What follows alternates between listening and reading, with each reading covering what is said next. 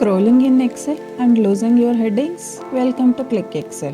Let me show you how to freeze rows and columns in just 10 seconds. Let's freeze the top row now. This is the Excel sheet. I want to freeze the top row. Go to the View tab, click on Freeze Panes. There is an option Freeze Top Row. Click on that. There is a line appeared below the top row. So just scroll now. See, top row has been freezed. We can scroll the data without moving the top row. Next is freezing the first column. If you want to freeze this one, first column, means we can do that. Again, same. Go to the View tab. There is a freeze panes. Under that option is there.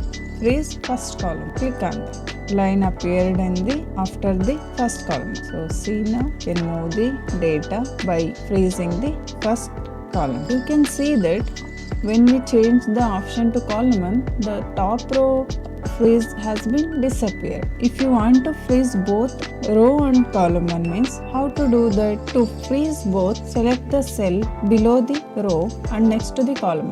That means if you want to freeze column A and first row means we have to select this one. Second row B column. This one we have to select and go to the freeze panes and click on freeze pane. Freeze. See now both that line appeared under the row and column. Both row and column has been freezed. That's it. No more losing headers in Excel. If you found this video helpful, don't forget to like, share and subscribe to our channel for more quick Excel tricks. Thank you for watching.